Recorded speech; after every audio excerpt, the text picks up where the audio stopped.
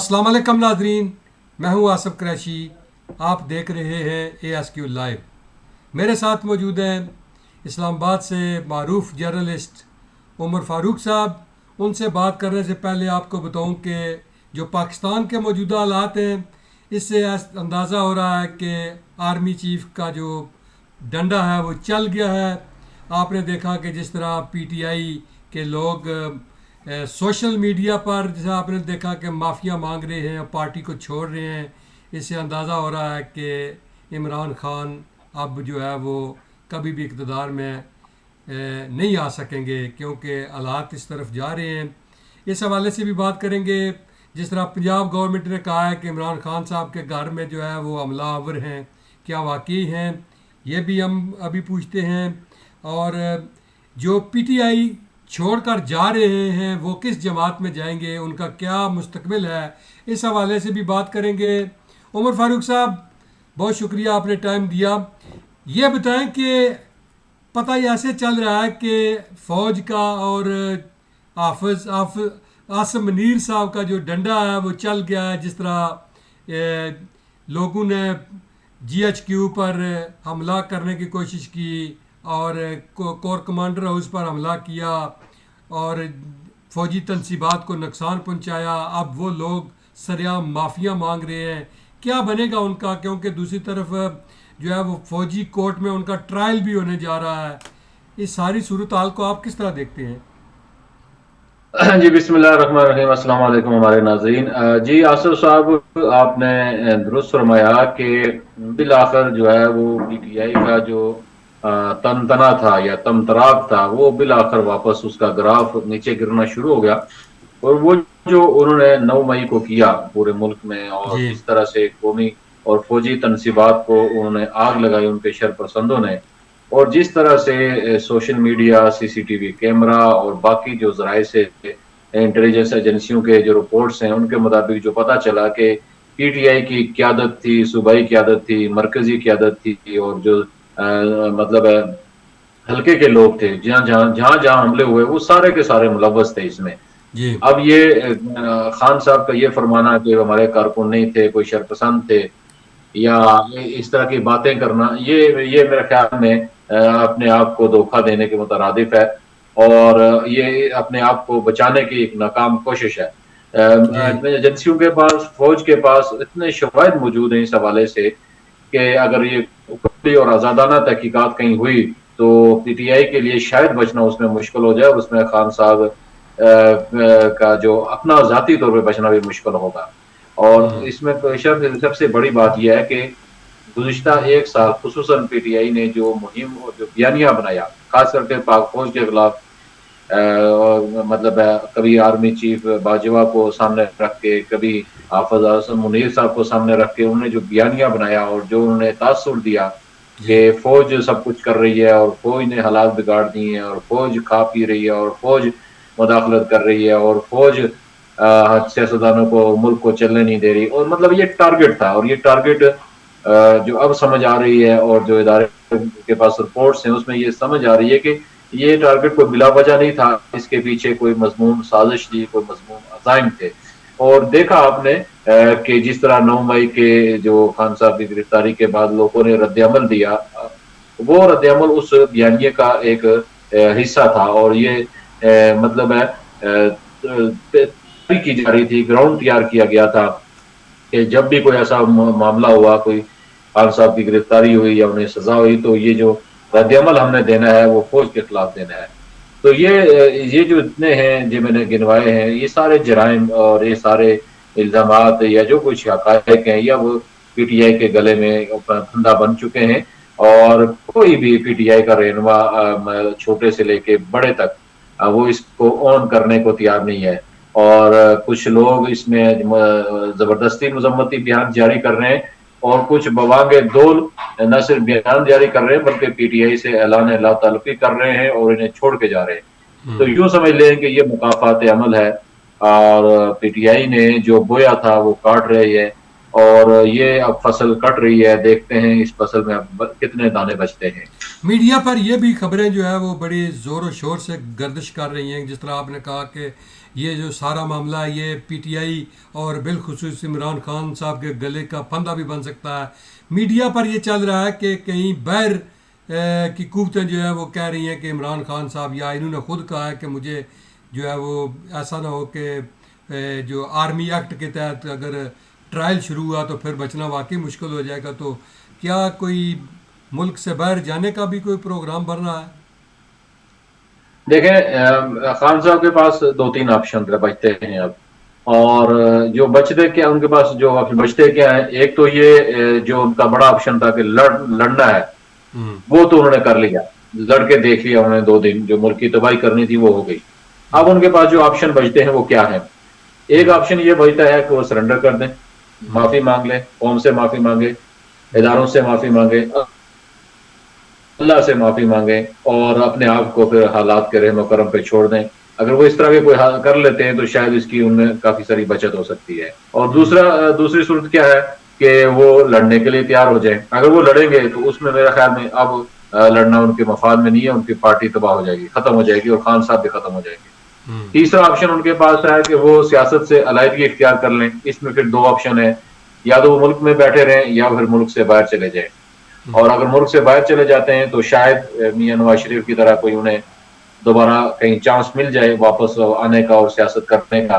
ہو سکتا ہے اسی صورت میں کوئی پارٹی بھی بچ جائے، اور وہ کچھ لوگ جو ان کے پھنس رہے ہیں وہ بھی بچ جائیں، اور وہ قیادت کے شاہ محمود قریشی یا پرویز الہی کے حوالے کر کے باہر چلے جائیں. تو یہ 2-3 آپشن ہیں ان کے پاس. اب وہ ان کے پاس مواقع کم ہیں، دن کم ہیں، وہ کیا فیصلہ کرتے ہیں یہ تو پتا آنے والے دنوں سے پتہ چلے گا.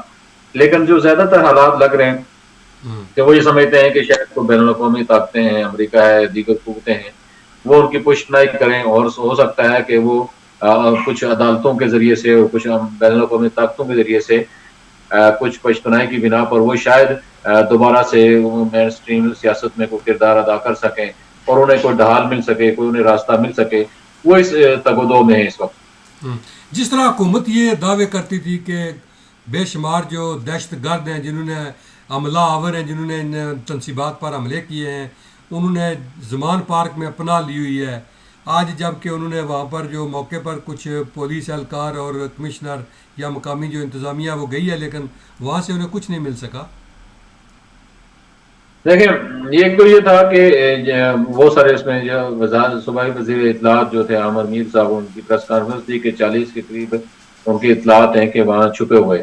پھر آپ نے دیکھا کہ گزشتہ روز ان کا دعویٰ تھا پنجاب کا کہ 8 لوگ وہ نہر کے ذریعے سے نکل کے بھاگ رہے تھے، پکڑے گئے. اور آج بھی ان کا یہ دعویٰ ہے کہ 6 لوگ مزید پکڑے گئے جو وہاں سے فرار ہونے کی کوشش کر رہے تھے. تو میرے خیال میں یہ ایک سرچ آپریشن کر کے، جو مجھے لگ رہا تھا کچھ لوگ تھے وہاں پہ جو نکل رہے، جن کو موقع مل گیا وہ نکل گئے یا نکلنے کی کوشش میں گرفتار ہوئے ہیں. اب یہ جو پروپیگنڈا ہے کہ وہ فوج نے یا پولیس نے خود لائے تھے، ایسی بات نہیں ہے. کچھ لوگ وہاں پہ تھے، وہ پکڑے گئے، اور آپ دیکھیں گے آئندہ دنوں میں بہت سارا کچھ ان کی طرف سے سامنے آئے گا.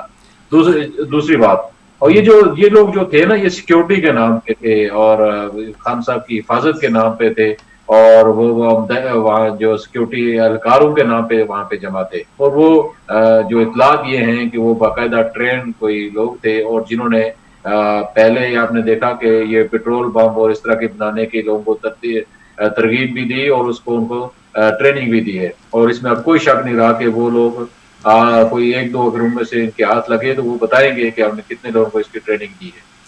دوسری بات، یہ کچھ اطلاعات ایسی بھی ہیں جو حکومت نے شاید ظاہر نہیں کی کہ خان صاحب پھر سے کچھ لوگوں کو وہاں جمع کرنے کا مائنڈ یا پروگرام بنا رہے تھے، اور حکومت نے حفظ ما تقدم کے طور پہ یہ سارا وہاں اس علاقے کا محاصرہ کیا اور یہ چھاپے کا دباؤ بڑھایا تاکہ ایسے عناصر جو پہلے اس ملوث تھے وہ دوبارہ سے یہاں جمع نہ ہو سکیں. تو یہ اس بنیاد پہ بھی یہاں پہ وہ انہوں نے سرچ آپریشن کیا ہے، اور اس کے اگرچہ ابھی تک کو خاص نتائج تو نہیں نکلے، لیکن آنے والے دنوں میں اس کے نتائج نکلیں گے. آپ کو یاد ہے کہ ہم ہر پروگرام میں یہ کہتے رہے، ہم نے ہر پروگرام میں یہ کہا ہے کہ پاکستان کی تمام سیاسی جماعتوں کو کم از کم پاکستان آرمی کے افیسران اور فوج کے خلاف اس طرح کی زبان استعمال نہیں کرنی چاہیے، لیکن ہماری کوئی بات پر دھیان ہی نہیں دیتا تھا. اگر جی ہاں، پہلے ہی لوگوں کو یہ بتا دیتے کہ فوج کو کیوں آپ لوگ بلا وجہ تنقید کا نشانہ بنا رہے ہیں؟ سیاست میں ایک دوسرے کے ساتھ لڑائیاں ہوتی ہیں، ہوتی رہیں گی. میں نے اس دن بھائی آصف صاحب لکھا تھا اپنے کالم میں جی. کہ ہم دیکھیں، اگر اپنے مختصر سا بتاؤں گا، کالم تو بڑا تفصیل تھا کہ فوج کیوں نشانہ ہے. ہوں. آپ دیکھیں کہ ہماری جو جمہوریت ہے وہ میرے خیال میں دنیا میں 103 یا 4 نمبر پر ہے. ہمارا جو جرنلزم ہے وہ 150 کے قریب اس کا نمبر بنتا ہے. ہمارا جو عدالتی سسٹم ہے وہ بھی 130 سے اوپر اس کا نمبر بنتا ہے. ہماری مطلب ہے جو پاسپورٹ ہے دنیا میں بدترین چوتھے نمبر پہ اس کا نمبر آتا ہے بدترین پاسپورٹوں میں. ہماری جو معیشت ہے وہ کوئی 47-48 نمبر پہ ہے. ہمارے مطلب ہے کوئی بھی اشاریہ، کوئی بھی انڈیکس ہم اٹھا کے دیکھیں اپنا تو وہ تنزل ہے. اس کا مطلب ہے کوئی ہم مقابلہ کہیں کر ہی نہیں پا رہے. ہمارا جو شمار ہوتا ہے وہ روانڈا، وہ افریقی مالی شالی اور ممالک کے ساتھ، سوڈان کے ساتھ. تو ہماری پارلیمنٹ یا جمہوریت، آپ کو 100 سے اوپر کیا جمہوریت ہے، کیا جو تھرڈ کلاس عدالتی کنٹریاں نظام. ہیں ان کے ساتھ ہوتا ہے.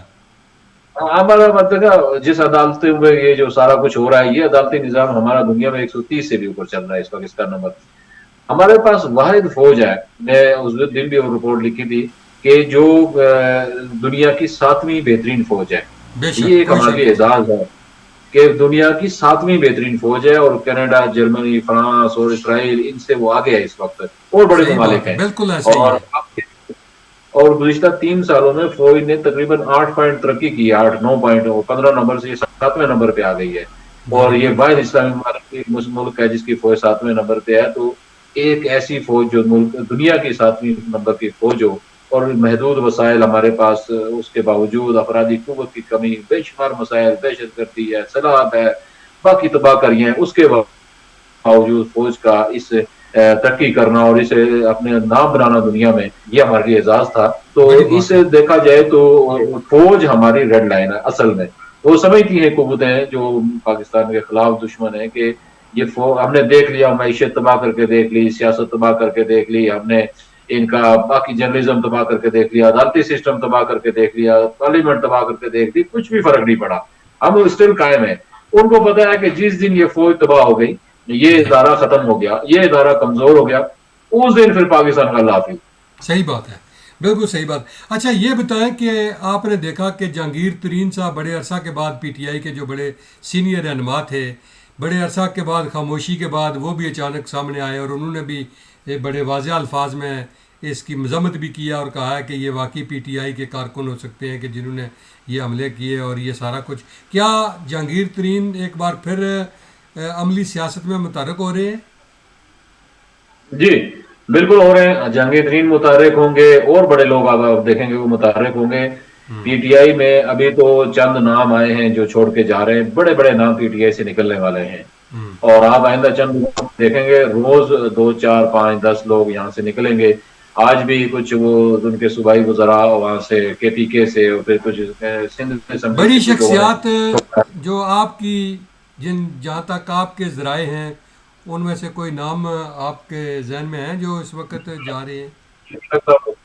چل رہے ہیں، شاہ قریشی صاحب کے معاملات چل رہے ہیں، علی محمد کے معاملات چل رہے ہیں. اس طرح بہت بڑے لوگ ہیں جی. کوئی میرے چودھری خیال میں پرویز لائی.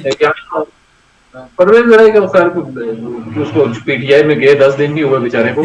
وہ تو مطلب ہو گئے تھے، سر منڈاتے ہی اولے پڑے. ہونے پر ان کی تو صحیح مثال بات ہی ہے. بہت خراب ہے. اس میں جو یہ ایک چیز یاد رکھیں اسد عمر. کہ اسد عمر کا بھی معاملات چل رہے ہیں، لیکن دیکھیں وہ کب تک کہاں تک ٹھہرتے ہیں. اب مسئلہ یہ ہے سر جی کہ پی ٹی آئی سے جو لوگ جا رہے ہیں وہ کہاں جائیں، یہ بڑا اہم سوال ہے. اب دیکھیں جیسے فواد چودھری کیا وہ نے فواد جانا ہے. چودھری صاحب کی سپیڈ کی طرح جائیں گے باقی جماعتوں میں، یا تھوڑا آہستہ سے اس جائیں؟ میں بڑی دلچسپ صورتحال ہے نا. فواد چودھری صاحب نے تو جانا ہے، لیکن مسئلہ ان کے لیے پرابلم بن گئی ہے کہ انہیں نہ نون لیگ قبول کر رہی ہے، نہ پیپلز پارٹی قبول کر رہی ہے. وہ اپنا بس لگا چکے ہیں دونوں پارٹیوں کے سے، اچھا. اور بڑے برے حالات ہیں ان کے. تو اب یہ جو لوگ جنہیں کوئی بھی قبول نہیں کر رہا وہ کہاں جائیں گے؟ تو میرے خیال میں اب یا تو جہانگیر ترین صاحب کوئی پارٹی نئی بنیاد رکھیں گے، اس کی طرف لوگ جائیں گے، یا پھر جو میرا اندازہ بنتا ہے کہ جو چودھری شجاعت صاحب والی کاف لیگ اس میں شاید ہو سکتا ہے کہ کچھ ہے، لوگوں کی اور ایڈجسٹمنٹ وہ ہو. شاید تیسری پارٹی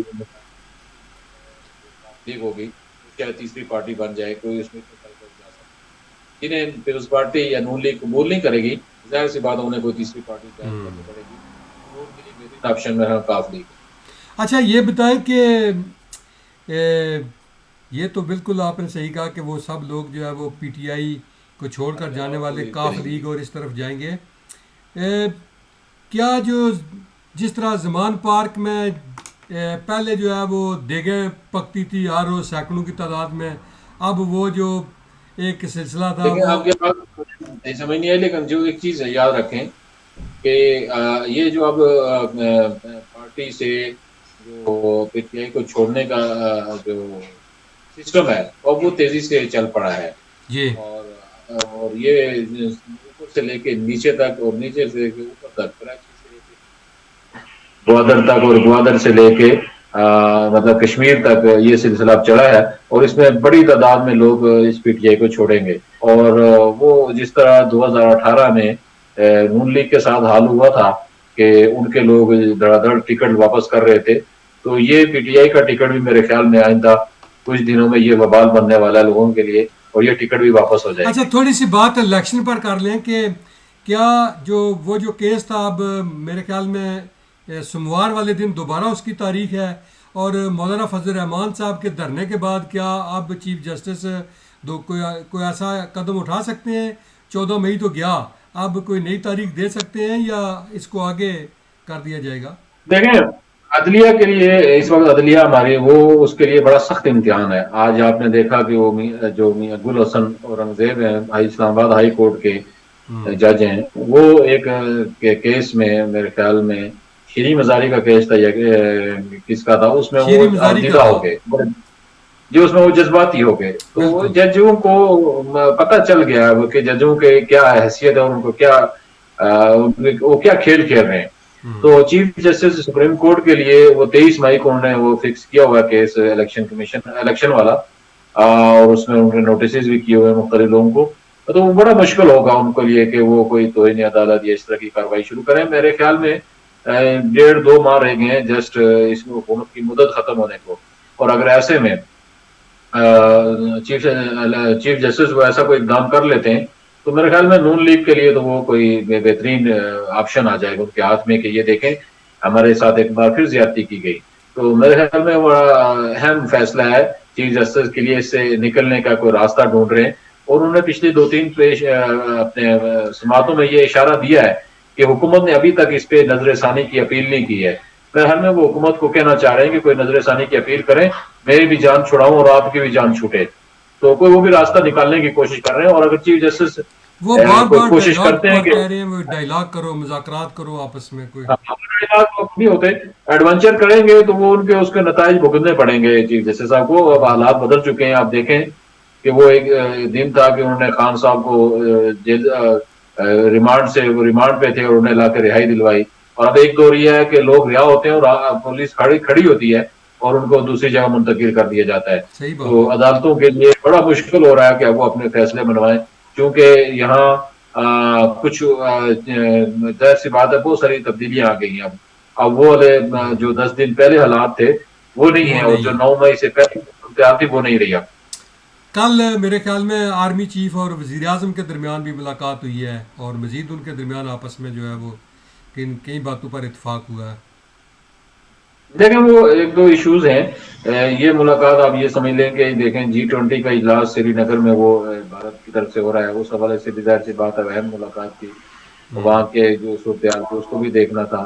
پھر اس کے بعد کچھ یہ جو سیکورٹی کے ایشوز کھڑے ہو رہے ہیں ملک میں ان پہ بھی دیکھنا تھا. اور پھر یہ جو آپ نے دیکھا کہ آرمی نے اور اس دن جو سیکورٹی جو سلامت جو کمیٹی تھی ہماری اسپیشل، اس نے جو فیصلہ کیا کہ یہ فوجی عدالتوں کا قیام کا، اس حوالے سے بھی کچھ مشاورت ہوئی ہوگی. تو دیکھیں اگر فوجی عدالتیں لگ جاتی ہیں اور قائم ہو جاتی ہیں تو بڑا پھر بھونچال آئے گا، اور خاص کر کے پی ٹی آئی کے لیے ایک بڑا وہ تازیانہ ہوگا.